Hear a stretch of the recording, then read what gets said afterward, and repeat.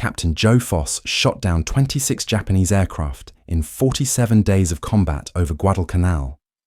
Flying from a muddy jungle airstrip that was bombed daily, this South Dakota farm boy matched Eddie Rickenbacker's World War I record and became the first American ace to receive the Medal of Honor in World War II. I've analysed his combat action reports, squadron logs from VMF 121, and Japanese pilot accounts to understand exactly how one man achieved the impossible. You're about to discover the aggressive head-on tactics that terrified Japanese pilots, how he survived being shot down in shark-infested waters, and why his 8 Wildcat flight turned back nearly 100 enemy aircraft in a single afternoon. October 13th, 1942, 05:45 hours, Henderson Field, Guadalcanal. Captain Joe Foss rolled out of his cot inside a palm log bunker and immediately felt the familiar weight of exhaustion pressing down on his 27-year-old frame. The air was thick with humidity that made breathing feel like work. His flight suit, never truly dry in this god-forsaken jungle, clung to his skin. Outside, he could hear the metallic cough of Wright cyclone engines being coaxed to life by mechanics who had worked through the night repairing battle damage by flashlight. The smell of aviation fuel mixed with the rotting vegetation that surrounded Henderson Field on all sides. Somewhere in the darkness, a land crab scuttled across coral gravel. In 6 hours, Foss would shoot down 3 Japanese aircraft. By sunset, the Japanese would know his name. Henderson Field was not an airfield in any conventional sense. It was a wound carved into Guadalcanal's jungle, a 1,200-yard strip of pierced steel planking laid over mud, coral, and desperation. The Marines who built it in August had captured it from the Japanese with the concrete barely set. Now, 2 months later, it was the single most contested piece of real estate in the Pacific. Every night, Japanese warships steamed down the slot from Rabaul to shell it. Every day, Japanese bombers from Rabaul tried to crater it. And every hour that the strip remained operational, Marine pilots like Foss climbed into battered Grumman F4F Wildcats to defend it. They called themselves the Cactus Air Force, after Guadalcanal's radio call sign. The Japanese called Henderson Field the unsinkable aircraft carrier. Both sides understood that whoever controlled this strip of coral and mud would control the Solomon Islands, and whoever controlled the Solomons would shape the entire Pacific War. Foss had arrived on Guadalcanal 9 days earlier with VMF 121, the Marine fighter squadron known as the Green Knights. He was not a natural candidate for legend. Born on a South Dakota farm during a blizzard in 1915, he had spent his youth hunting pheasants and fixing tractors. He attended the University of South Dakota on a modest scholarship, joined the Marine Corps in 1940, and spent 18 months as a flight instructor before finally, desperately, begging his way into combat duty. The Marine Corps had initially rejected him as too old for fighters. He was 26 when he earned his wings, ancient by fighter pilot standards, where most were barely 22. But Foss had something that youth and quick reflexes couldn't provide. Patience honed by years of hunting on the Great Plains. An understanding that the predator who survived was the one who waited for the perfect shot, who controlled his breathing, who squeezed the trigger at exactly the right moment. The Japanese, by contrast, were not patient. They were supremely confident. They had earned that confidence through 2 years of nearly unbroken victory across the Pacific. Their fighter pilots were the best in the world. Veterans of China, the Philippines, and the Dutch East Indies, they flew the Mitsubishi A6M0, an aircraft so superior to early American fighters that it had achieved near mythical status. The Zero could outturn, outclimb, and outrange any fighter the Americans could field. It was lighter, more maneuverable, and in the hands of an experienced Japanese naval aviator, absolutely deadly. Japanese pilots had been told that American pilots were soft, undisciplined, and cowardly. The early months of the Pacific War had seemed to confirm this assessment. American fighters fled from Zeros. When they stood and fought, they died. But the Americans who arrived at Guadalcanal in August 1942 were different. They were Marines, first of all, which meant they had been raised on the Corps' foundational belief that the enemy was not superior, merely temporarily successful. More importantly, they had learned, through bitter experience and careful analysis, how to fight the Zero. They flew the F4F Wildcat, a stubby, pugnacious fighter that looked like it had been designed by men who had never seen a Zero and wouldn't have cared if they had. The Wildcat was slower than the Zero. It turned like a truck compared to the Zero's ballet-like grace. It climbed laboriously, while Zeros soared effortlessly upward. But the Wildcat had advantages that mattered in the cauldron of Guadalcanal. It could take staggering punishment and keep flying. Its 650 caliber machine guns could shred a Zero's unarmored fuselage with a single burst, and it could dive faster than the Zero, which meant American pilots could always escape downward if pressed. Marine pilots had developed a tactic called the thatch weave to survive against Zeros. 2 Wildcats flew together, scissoring back and forth so that if a Zero got on one's tail, the other could swing around and threaten the attacker. It worked. It kept pilots alive. But it was defensive, reactive, designed to prevent defeat rather than achieve victory. What the Japanese didn't know was that some American pilots, veterans now hardened by months of combat, were starting to push back. They were getting aggressive. They were hunting. Joe Foss was about to become the most aggressive hunter in the Pacific Theater. But what the Japanese high command in Rabaul didn't realize, what their supremely confident pilots couldn't imagine, was that the tactical situation at Guadalcanal was about to transform one farm boy with a Wildcat into a force that would terrorize the entire Tainan Air Group. The stakes on Guadalcanal were absolute. If Henderson Field fell, the 11,000 Marines on the island would be cut off, surrounded, and destroyed. The entire American offensive in the Pacific would collapse. Japan would consolidate its defensive perimeter, and the road to Tokyo would stretch years longer, cost hundreds of thousands more lives. Everything depended on keeping Henderson Field operational. Everything depended on pilots, like Foss climbing into their Wildcats day after day. No matter how exhausted, no matter how sick with malaria, no matter how many friends they'd watched spiral into the jungle in flames. The pilots of the Cactus Air Force understood this with perfect clarity. They flew until they couldn't fly anymore. Then they flew anyway. On that morning of October 13th, as Foss walked from his bunker toward the flight line, he could see the evidence of the previous night's naval bombardment. Fresh craters pocked the runway. One revetment had taken a direct hit, and the burned skeleton of a Wildcat lay twisted inside it. Mechanics were already dragging it clear. The pierced steel planking was being patched. By 0800 hours, the field would be operational again. It was always operational again. That was the miracle and the curse of Henderson Field.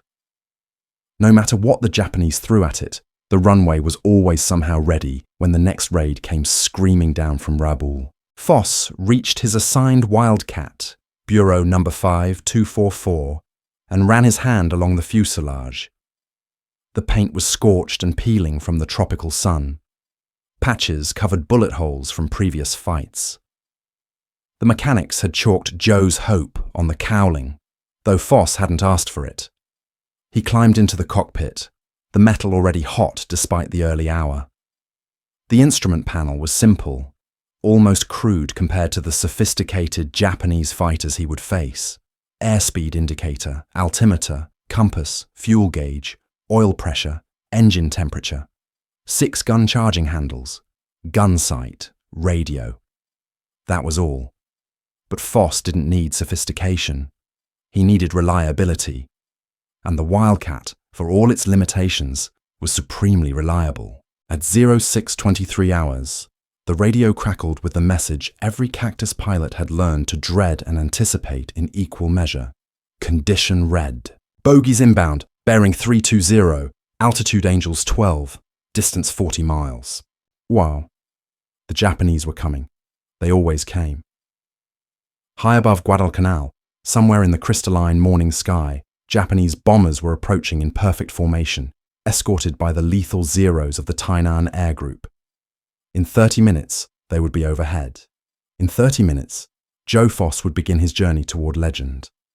But what neither he nor the Japanese pilots racing toward him could know was that this single engagement would mark the beginning of a killing spree so devastating, so focused, that Japanese intelligence officers would eventually issue specific warnings about the ghost pilot operating from Henderson Field.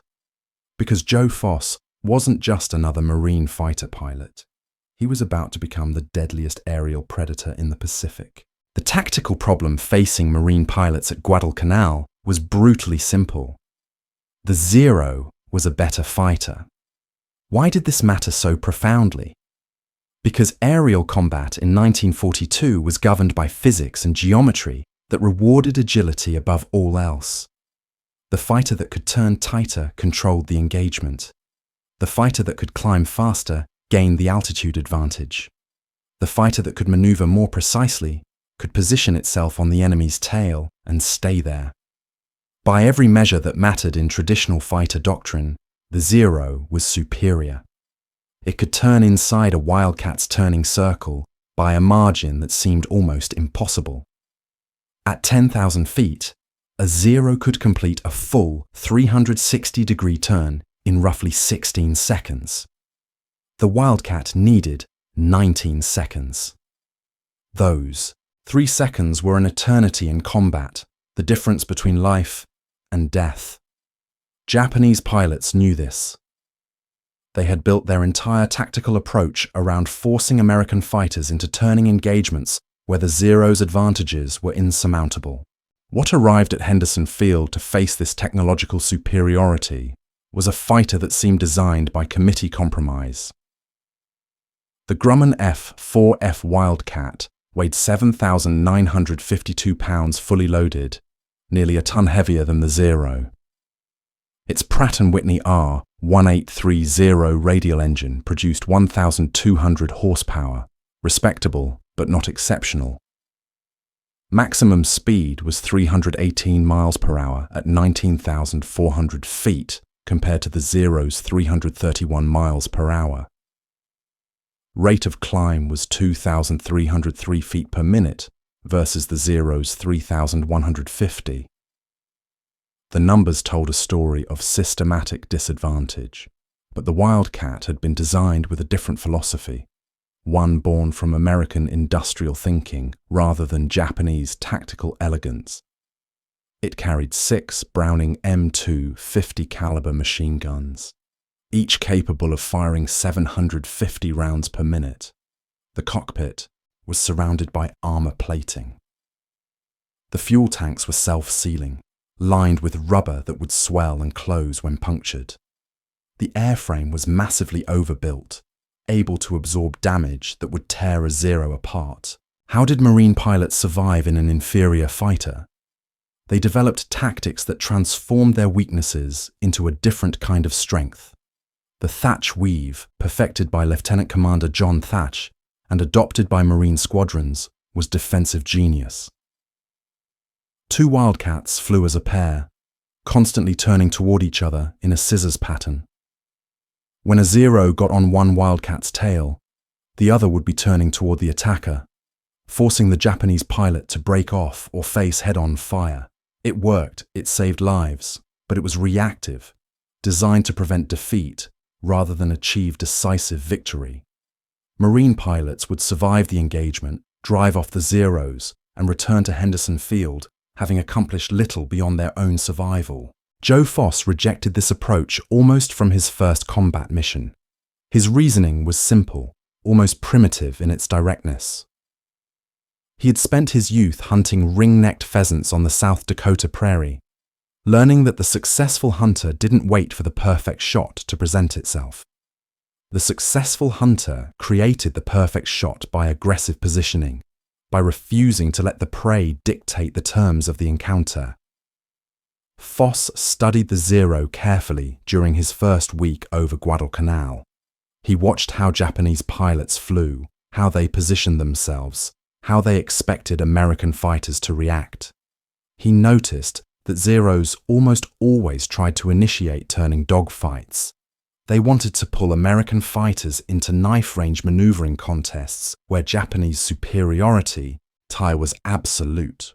What Foss understood with the clarity of a predator was that he didn't have to accept those terms. On October 13th, Foss led his 4-plane division up from Henderson Field to intercept the incoming Japanese raid. The bogies were 18 Betty bombers escorted by 20 Zeros from the Tainan Air Group. Standard Marine doctrine called for splitting attacks. Half the fighters engaging the escort while the other half went after the bombers. Foss ignored this. He climbed his division to 23,000 feet, positioned himself directly between the Japanese formation and Henderson Field, and waited. The Japanese bombers came on in their perfect V formations, Zeros weaving protectively above and to the sides. Foss picked out the lead bomber, nosed over into a steep dive, and plunged straight toward the formation at full throttle. His 3 wingmen followed, their Wildcats accelerating past 400 miles per hour in the dive. The Zero escorts reacted exactly as Foss had anticipated, braking toward the diving Americans to intercept. But Foss wasn't turning to fight them. He slashed directly through the Zero screen, ignored the tracer fire that flickered past his canopy, and opened fire on the lead Betty at 300 yards. The .650 caliber guns roared, their combined rate of fire pumping 450 rounds per second into the bomber's unarmored fuselage. The Betty's wing root exploded as incendiary rounds found its fuel tanks. Foss held the trigger down for exactly 2 seconds, expended 900 rounds, and then hauled back on the stick, using his dive speed to zoom climb back to altitude. The burning Betty was falling toward the jungle before the Zero pilots even completed their turns. Foss had executed a pure energy fight, using speed and aggression to strike and escape before the superior turning Zeros could bring their maneuverability to bear. It was a tactic that required precise timing, absolute confidence, and a willingness to fly directly into the teeth of enemy fire. Most pilots would have hesitated. Foss ever hesitated, but what Japanese pilots didn't know yet was that this aggressive head-on approach was just the beginning of Foss's tactical revolution. Over the next 6 weeks, he would refine this technique into something far more deadly. He would learn to feint at bomber formations, drawing Zeros away from their charges, then break off and return from a different angle. He would perfect deflection shooting, learning to aim not at where the enemy aircraft was, but where it would be when his bullets arrived. He would discover that the Wildcat, despite its poor turning ability, could roll faster than the Zero, allowing him to change directions rapidly and escape when pressed. Most critically, he would teach these techniques to every pilot in VMF 121, transforming his entire squadron into aggressive hunters, rather than defensive survivors. The Japanese response to Foss's first victories was dismissive. One aggressive American pilot meant nothing against the weight of Japanese aerial superiority. They committed more bombers to the Guadalcanal raids, increased the Zero escorts, and continued their systematic attempts to destroy Henderson Field. But they were about to discover that they had misjudged both the man and the moment. What happened over the next 47 days would shatter Japanese confidence in their aerial dominance and create a legend that would echo through Marine Corps history for generations. Because Joe Foss wasn't finished. He had just begun hunting, and the Japanese pilots of the Tainan Air Group were about to experience something they had never encountered before. An American fighter pilot who fought like them, aggressive and relentless, but with an industrial war machine behind him that could replace losses faster than they could inflict them. The mathematics of attrition were about to shift in America's favor, and Joe Foss, the farm boy from South Dakota, was about to become the arithmetic of that brutal calculation. On October 16th, 3 days after his first kill, Foss encountered a formation of 15 Zeros conducting a fighter sweep over Henderson Field.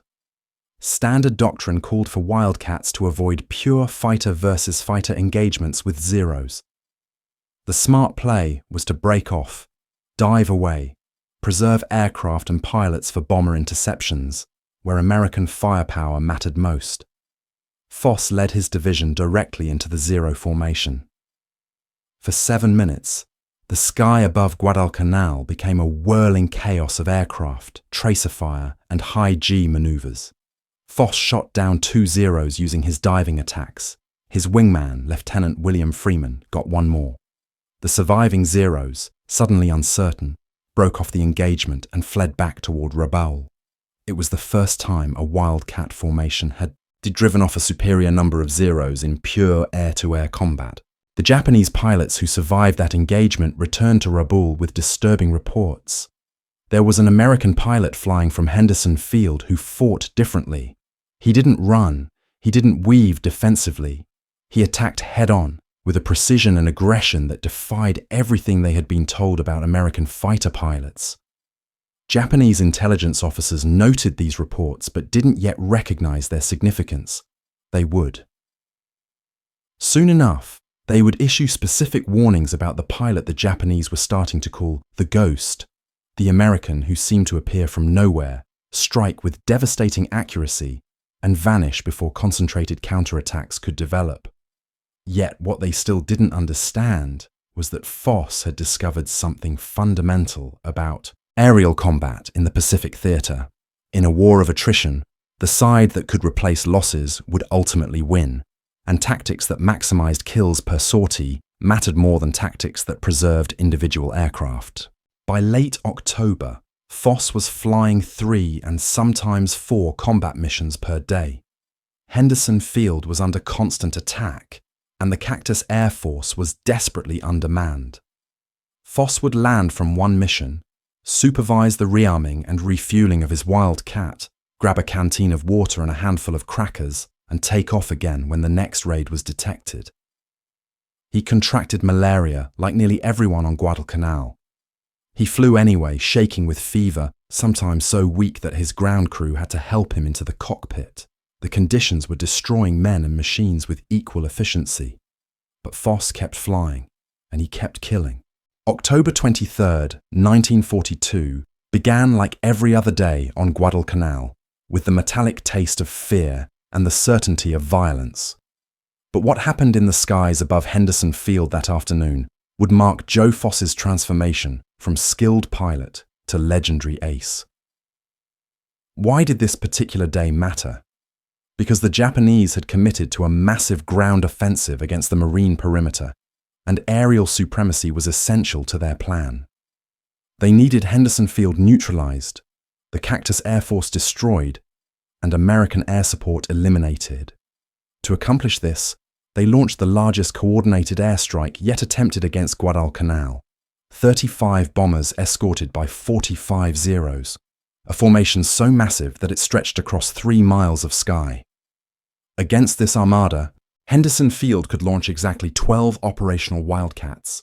Foss led 4 of them. What the Japanese expected was routine. Their overwhelming numbers would scatter the American fighters, their bombers would crater the runway, and their Zeros would hunt down any Wildcats foolish enough to press the attack. What they got instead was Joe Foss at the apex of his lethal skill, flying with a predator's instinct so refined that he seemed to anticipate enemy movements before they happened.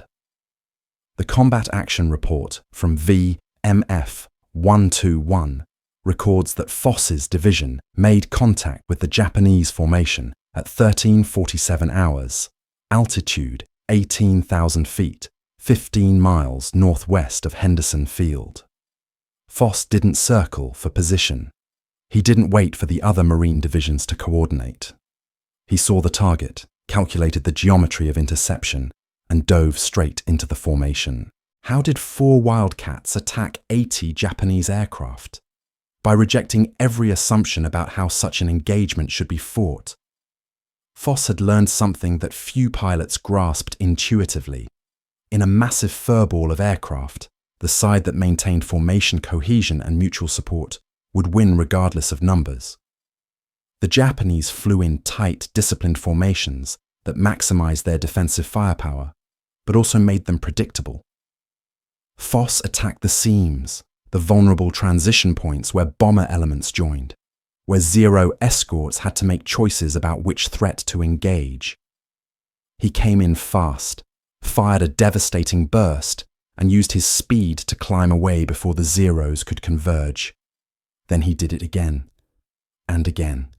His division followed his lead, each pilot trusting G. Foss's tactical judgment completely. The first Betty bomber Foss targeted never saw him coming.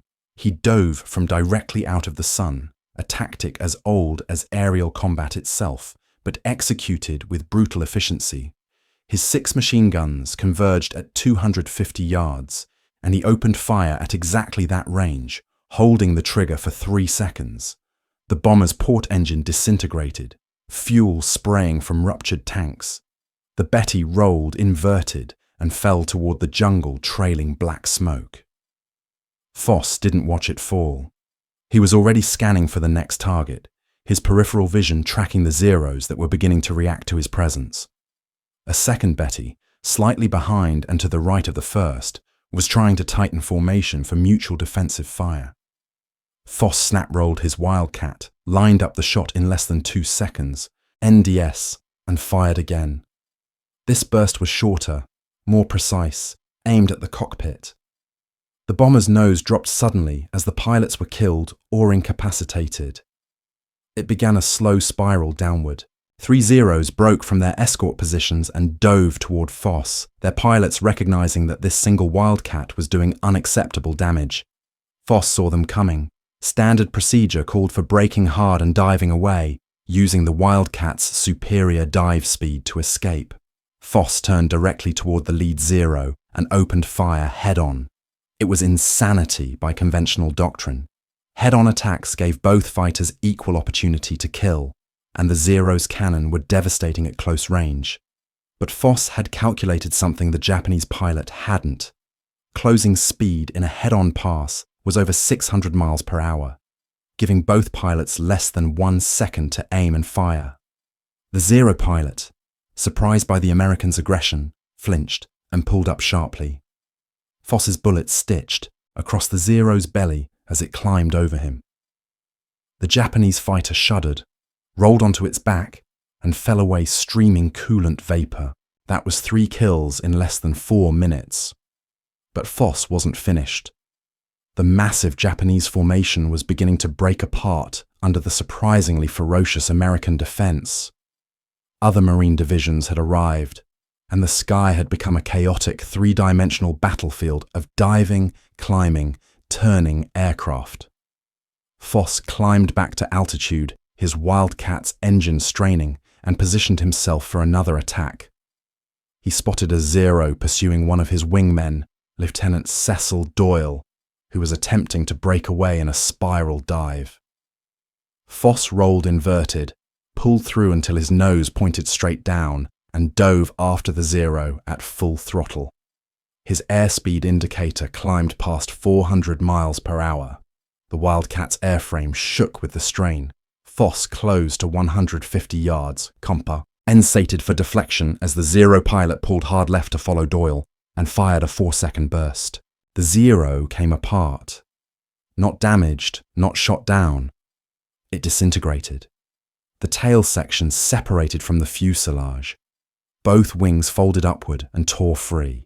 The engine, no longer attached to anything, tumbled forward through the debris field. Foss pulled out of his dive at 8,000 feet.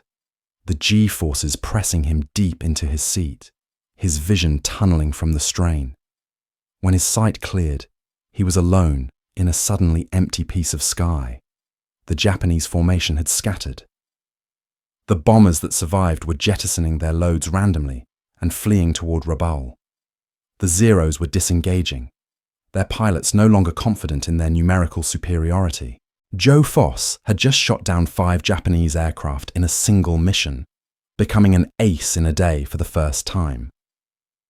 But what Japanese intelligence officers would realize only later, when they compiled the combat reports from surviving pilots, was far more disturbing than one man's exceptional performance.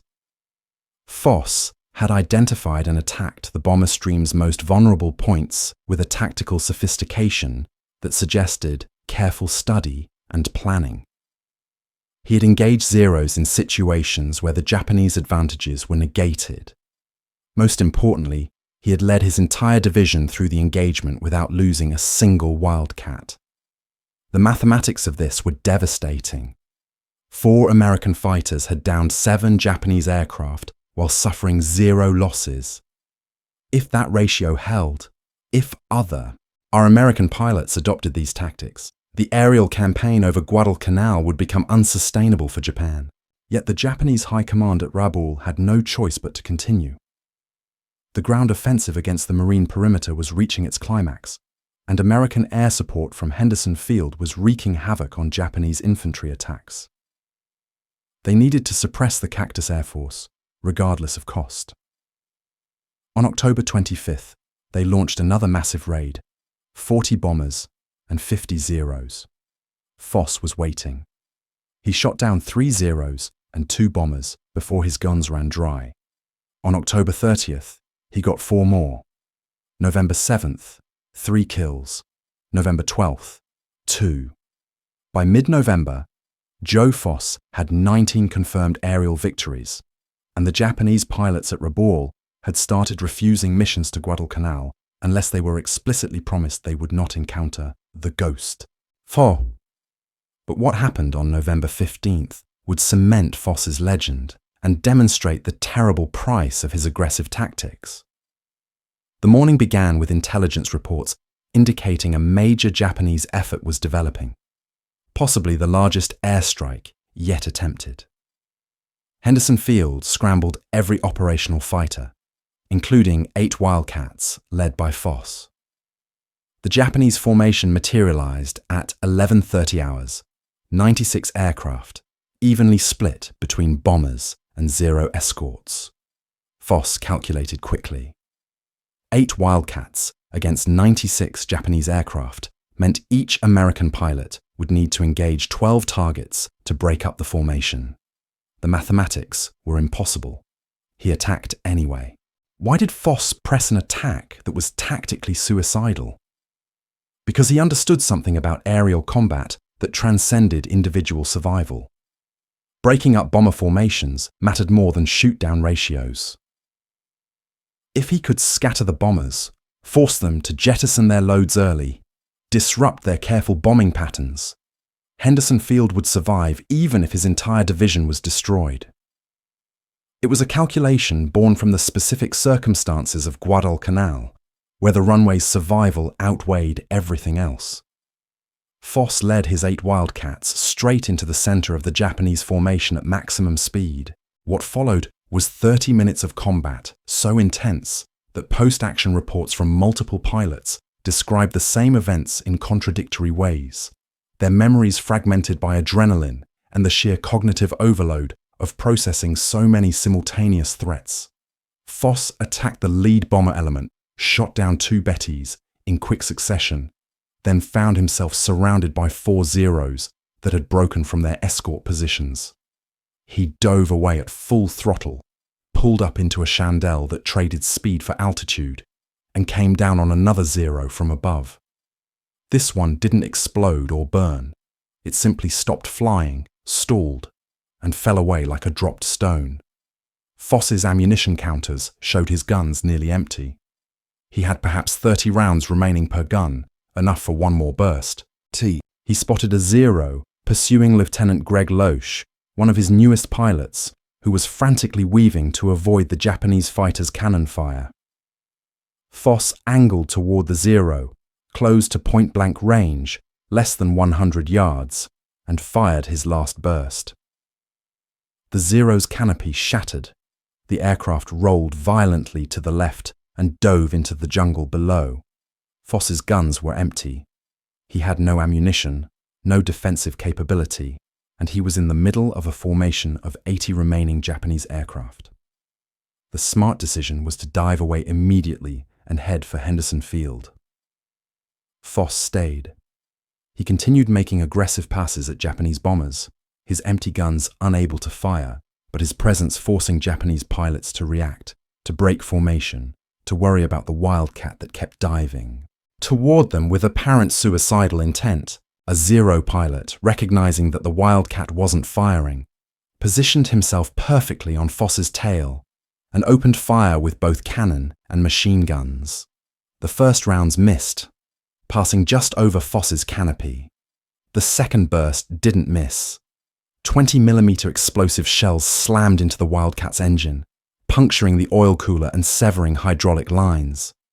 The right cyclone engine began throwing oil across the windscreen, and thick black smoke poured from the cowling. Foss's instrument panel lit up with warning lights.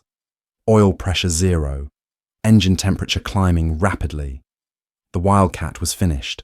How Foss survived the next 15 minutes remains one of the most remarkable escape and evasion stories in Marine Corps history. He dove toward the ocean, the Zero still firing, rounds tearing through his aircraft's tail and wings. At 500 feet above the water, with his engine seizing and flames beginning to lick back from the cowling, Foss leveled out and prepared for a water landing. The Wildcat hit the ocean surface at 90 miles per hour, the impact violent enough to crack the instrument panel and slam Foss's head against the gun sight. Water poured into the cockpit immediately. Foss released his harness, kicked open the canopy, and swam clear of the aircraft as it sank in less than 15 seconds. He surfaced in water that was blood-warm and absolutely clear, visibility extending 50 feet in every direction. This clarity, so beautiful from above, now meant Foss could see the sharks. 3 of them circled at the edge of visibility, grey ghosts moving with the efficient grace of apex predators. They were reef sharks, probably 6 to 8 feet long, attracted by the disturbance of the crash and the small amount of blood leaking from a cut on Foss's forehead. For the next 4 hours, Foss treaded water in his Mae West life preserver, watching the sharks circle, occasionally kicking and splashing when they approached too close, and scanning the horizon for rescue. The sun was brutal. Dehydration set in quickly. His flight suit became impossibly heavy. Several times sharks bumped Agay, nested his legs, rough skins scraping against his flight boots, testing his vulnerability. At 16:20 hours, a Navy PBY Catalina flying boat spotted Foss and landed on the ocean surface nearby. The crew hauled him aboard, gave him water, and flew him back to Henderson Field. He had been in the water for 4 hours and 17 minutes. Medical officers examined him and ordered him to rest. Foss refused. He commandeered another Wildcat, took off for an evening patrol, and landed at sunset with his 20th confirmed kill. A Zero he had encountered over Iron Bottom Sound during what was supposed to be a simple reconnaissance flight. The Japanese pilots who had shot Foss down returned to Rabaul believing they had finally killed the ghost. Their celebration was premature. When intelligence reports the next day confirmed that the same American pilot was flying again, shooting down Japanese aircraft again, the psychological impact was profound. If this man couldn't be killed, if he could survive being shot down into shark-infested waters and return to combat the same day, what hope did Japanese pilots have? The mythology surrounding Foss began to exceed the already remarkable reality. Japanese pilots reported seeing him everywhere, attributed kills to him that other Marine pilots had scored, and developed a superstitious dread of the invincible American, Opham. But what Foss understood, lying in his cot that night, with every muscle aching from hours of treading water, was that invincibility was an illusion. He had survived through a combination of skill, luck, and the Wildcat's structural integrity holding together just long enough to reach the ocean. He had come within seconds of drowning or being devoured. The next time might be different. Yet when morning came, when the call went out for pilots to scramble against another incoming raid, Foss would climb into his cockpit again, because Henderson Field had to be defended, because his Marines were counting on him, because that's what you did. By November 19th, Joe Foss had 26 confirmed aerial victories, tying Eddie Rickenbacker's World War I record as America's top ace. He had achieved this in exactly 47 days of combat. But the cost was becoming visible in his face, in the tremor in his hands from recurring malaria, in the weight loss that made his flight suit hang loosely on his frame. The Cactus Air Force was grinding men down as efficiently as it destroyed aircraft, and Joe Foss, for all his skill and aggression and legendary status, was still just a man made of flesh and exhaustion. Why did Joe Foss stop at 26 victories when the air battle for Guadalcanal was far from over? Because by late November 1942, his body had simply quit. The malaria that every pilot on Guadalcanal contracted wasn't the Hollywood version where you shake with fever for a day and recover. It was Plasmodium falciparum, the deadliest strain, and it attacked in cycles that left men delirious, unable to stand, their temperatures spiking to 105 degrees, while their bodies shook so violently they couldn't hold a cup of water. Foss had flown combat missions while fighting through multiple malaria attacks, dosing himself with quinine that made his ears ring and his vision blur. By November 19th, when he tied Rickenbacker's record, Foss weighed 144 pounds on a 6-foot frame that had carried 185 sounds when he arrived at Guadalcanal. His hands shook constantly. He was coughing blood from some respiratory infection the doctors couldn't identify. His night vision had deteriorated to the point where he couldn't see his instrument panel without squinting. What finally grounded Joe Foss wasn't enemy fire or mechanical failure. It was Major General Roy Geiger, commander of the 1st Marine Aircraft Wing, who walked into Foss's tent on November 20th and ordered him to report to the sickbay immediately. Geiger had been watching Foss deteriorate, had seen the tremors, had noticed that Foss sometimes needed help climbing into his cockpit. The conversation was brief. Geiger told Foss he was being evacuated to a hospital in the New Hebrides for treatment. Foss protested, argued that he was still operational, insisted that VMF 121 needed him. Geiger cut him off. The decision wasn't negotiable. Foss had given everything he had to give, and if he stayed on Guadalcanal any longer, he would die, not from Japanese bullets, but from the island itself, from the cumulative destruction of disease, exhaustion, and stress that was killing Marines as efficiently as combat. How did the Marine Corps utilize a legend? By sending him home to sell war bonds and inspire a nation that desperately needed heroes. Foss arrived in the United States in January 1943, and the reception shocked him. He had been fighting in relative isolation, focused entirely on the tactical problem of keeping Henderson Field operational, unaware that newspapers back home had been following his exploits with breathless coverage. He was famous. The farm boy from South Dakota who had begged his way into combat was now Captain Joe Foss, Marine ace, record-tying hero, living proof that American pilots could beat the Japanese in the air. The Marine Corps Public Affairs Office had plans for him. For the next 6 months, Foss traveled across America on a grueling war bond tour that would have tested a healthy man and nearly killed him in his weakened state. He spoke at factories, schools, military bases, and civic centers. He shook thousands of hands, signed autographs until his hand cramped, and told the story of Guadalcanal dozens of times per week. The narrative that the public wanted was simple. Brave American pilots in inferior aircraft defeating technologically superior Japanese through courage and determination.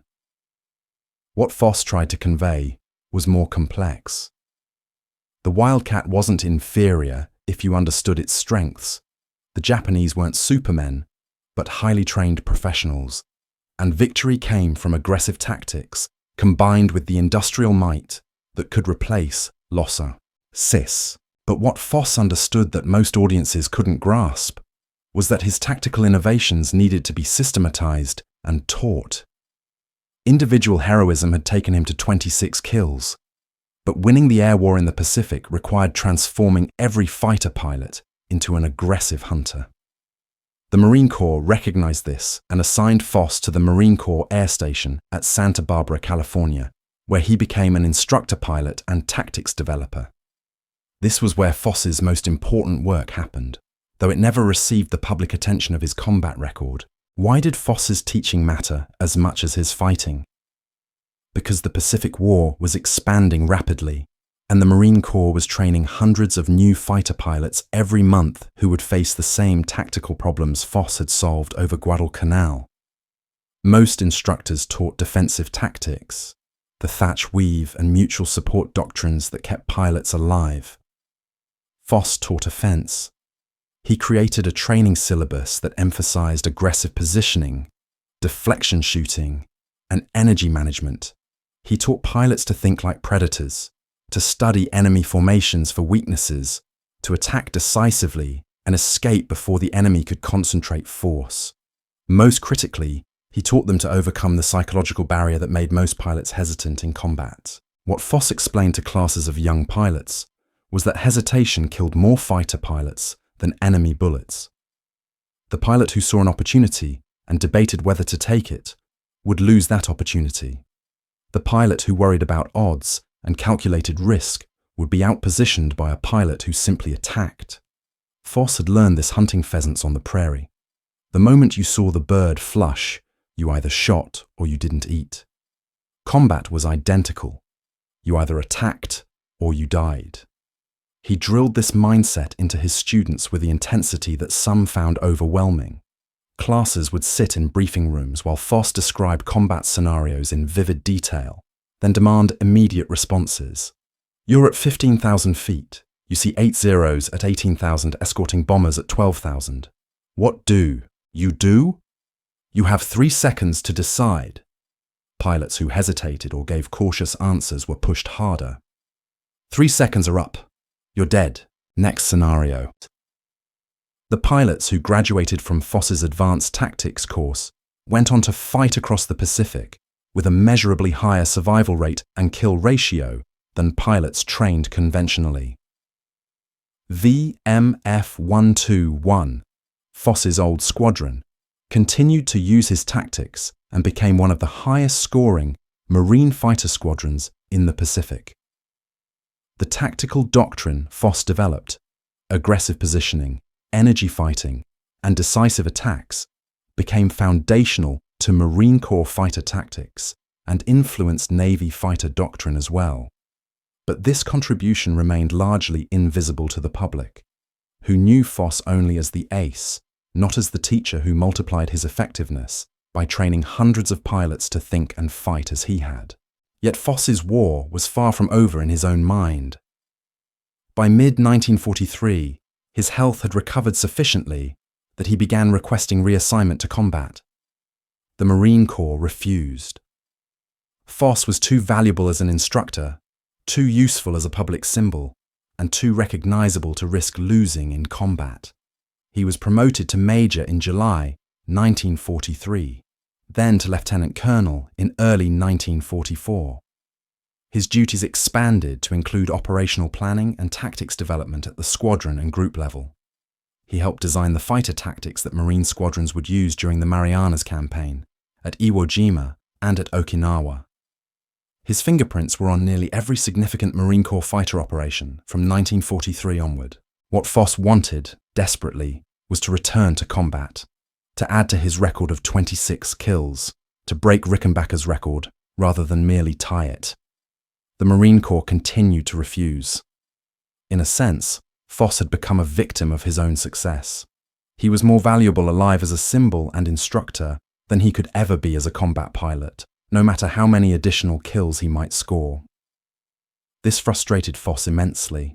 He had tied the record of America's greatest ace, but the circumstances of his evacuation from Guadalcanal meant he would never break it. Other pilots would eventually surpass him.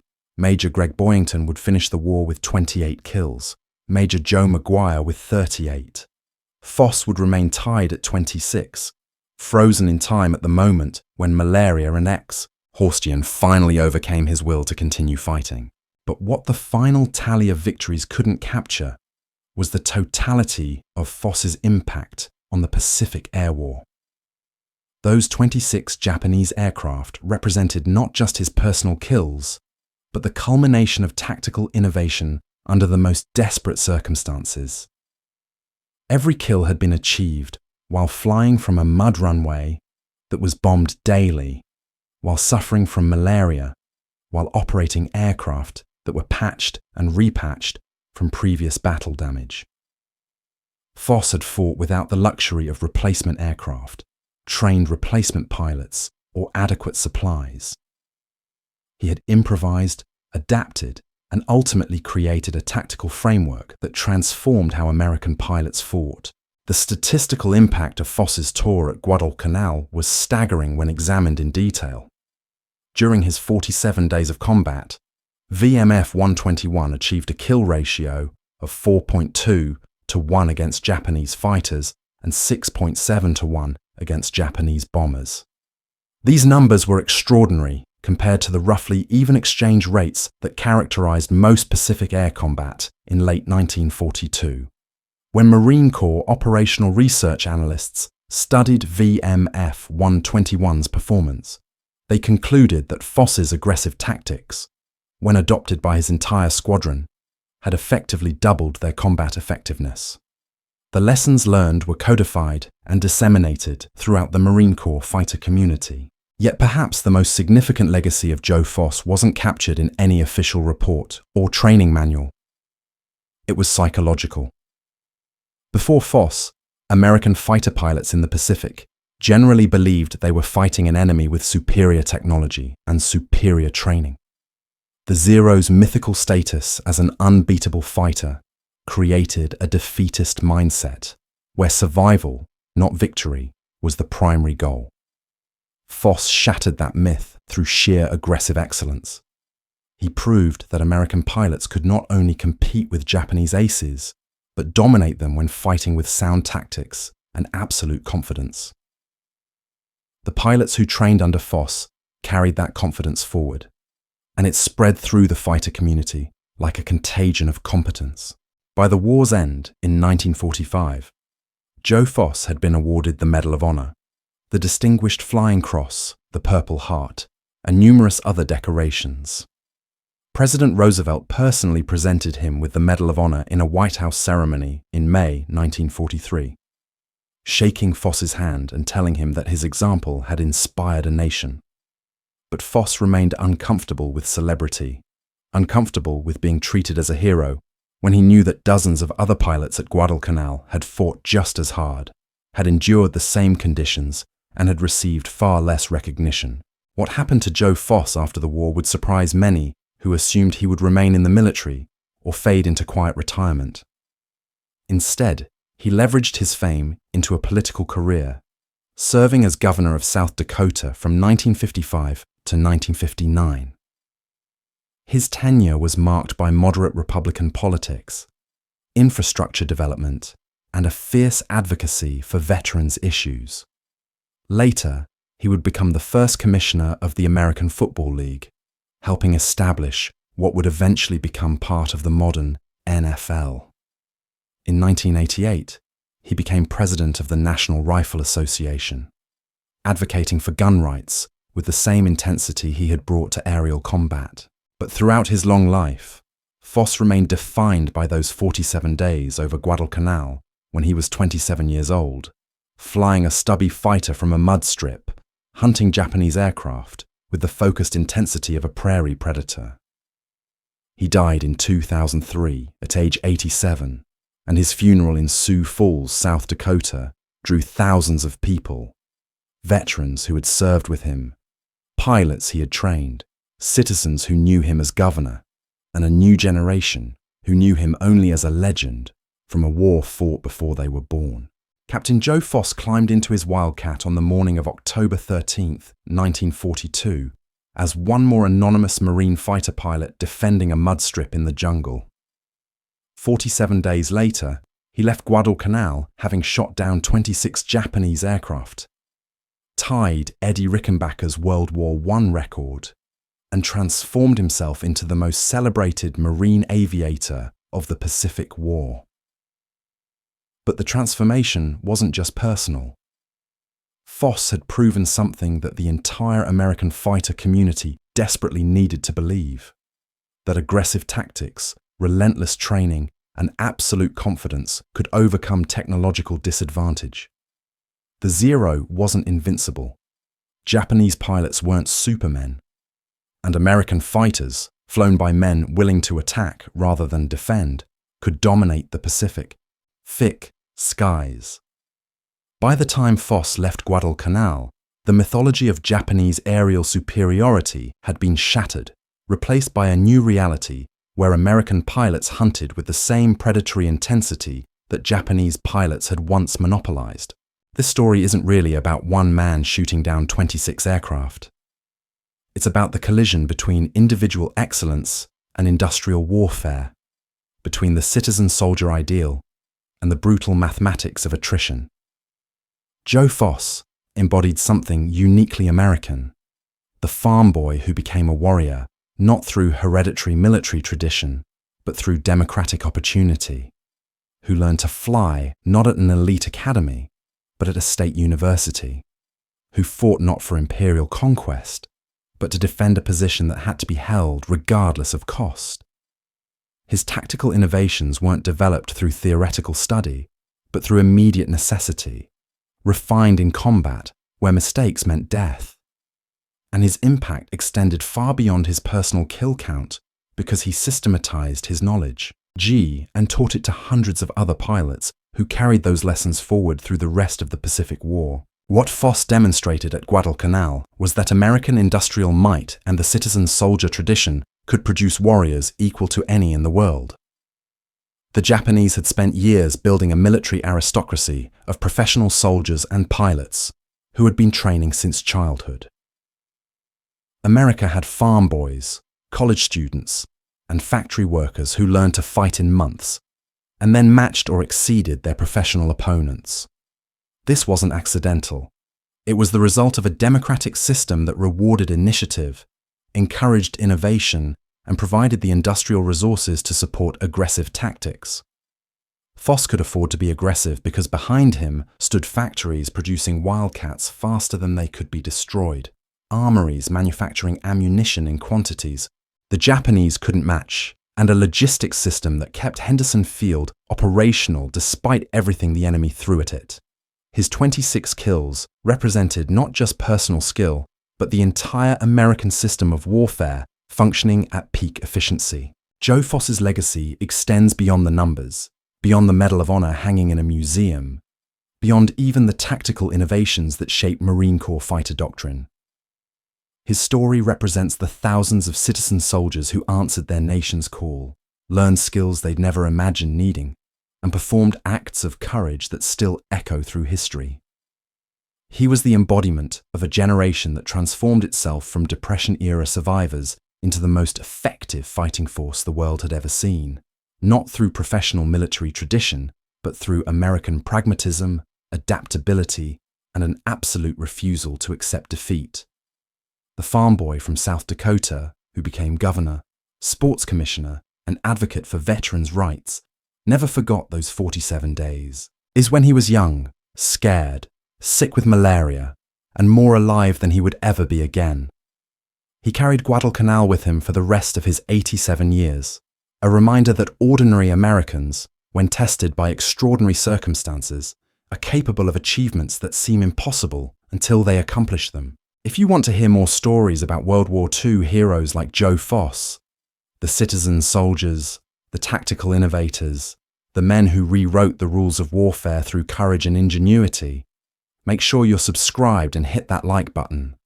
These are the forgotten stories of the greatest generation, the individual acts of valor that shaped the outcome of history's largest conflict.